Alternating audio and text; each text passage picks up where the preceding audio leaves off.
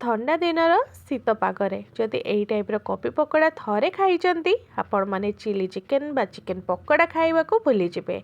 एते क्रिस्पी आउ एते स्वादिया लागिबो जे आपन को बाकी सब जिनस फिका लागिबो। ता सहित जदि आपण माने ग्रीन चटनी करूचंती खाइबार मजा जबरदस्त आसी जिवो। नमस्कार, आपण मानको स्वागत करूची मो चैनल चकोफेस्ट रेसिपी को। आज ये रेसिपी करने गोटे मीडियम साइज फूलकोबी नहीं सब पाखुड़ा को अलग करदे। तापर यही टाइप बड़ बड़ पीस रे काटिदेवे। टिके बड़ पीस रखिथे कहीं रेसिपी रे टिके बड़ पीस रहिले जल्दी से नरम हेनी, देखा भी खाइबा भी आ करने भी बहुत सुंदर लगे। तो देखु जिते फूलकोबी पाखुड़ा थिला सबको काटिकी रेडी करनी एबे पानी देकी धोईदेवे। तो 2-3 थर पानी देकी भल से धोईदेवे। देखिए पोक भी थाई पारे, तेणु आपण मैंने काटिला बेले ध्यान देवे जे जेमिति पोक से नथिबो। भल से धोई सारिया परे गोटे बड़ जगह नहीं कि कोबी को सब देदेवे, ता सहित पानी देदेवे। सब फूलकोबी जमी भल से बुड़ी जाऊथिबो। एबे सेथिरे लूण अध चामच आ हळदी गुंडा देदेवे। जेतिकी परिबा नेइचंती ताको भल से फुटेई नेबे 5 मिनिट पई।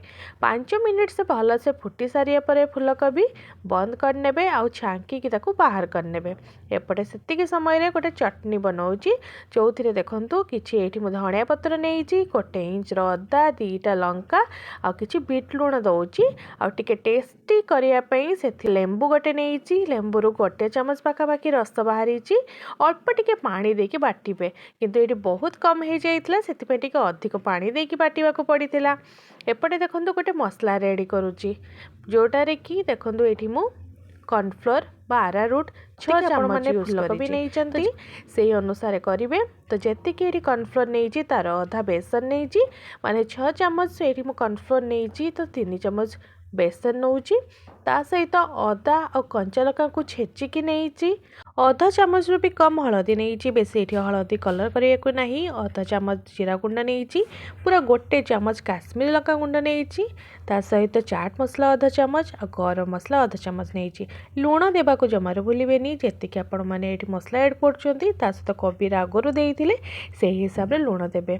एबे आउ गोटे जिनस एड करुच्ची देखो अल्प पानी नहीं से 1 पिंच हिंगू देकी भल से मिक्स कर दूँ। यही टाइप प्रोसेस आपड़ करेंगे जदि टेस्ट आपंकर 2 गुणा हो भल से पूरा ड्राई इंग्रेडिएंट्स को भल से मिक्स कर नौची। हाँ ये आपण मैंने धनिया पत्र छोट छोट काटिकी पकई पारे, ना ये टाइप भुर्संगा पत्र को भी छोट छोट काटिकी पकईबे। अल्प अल्प से हिंगू वाला पानी देकी भल से मिक्स करेंगे, बेसी पानी करदेवेनी, टिके सुखिला सुखिला दरकार। तो ये आपण मैंने देखो केमती बेटर रहिबो। अल्प अल्प पानी देकी करेंगे यही टाइप रहिबो जेमिति कि आपण जेतिकी अच्छी फूलकोबी सब भल से गोटे बढ़िया से कटिंग आसीजिवो। तो ये मु चामच रे भल से मिक्स करुच्ची देखु। जदि आपण मैंने बेसी सिझे देबे यही टाइप मिक्स कला बेले फूलकोबी भांगी जिवो, तेणु 5 मिनिट पाखापाखि सिझेबे, बेसी समय सिझेबेनी, जमती 50% से सिझी थी 50% बाकी थी। यही टाइप मिक्स करेंगे जमी गोटे पतला कटिंग ता ऊपर आसीजिवो। आ बाकी हाथ रू भी मिक्स करदे। देखो मुझे देखी दूची केमती मिक्स हो देखो पूरा मसला बढ़िया से लगी सबुरे यही टाइप करेंगे।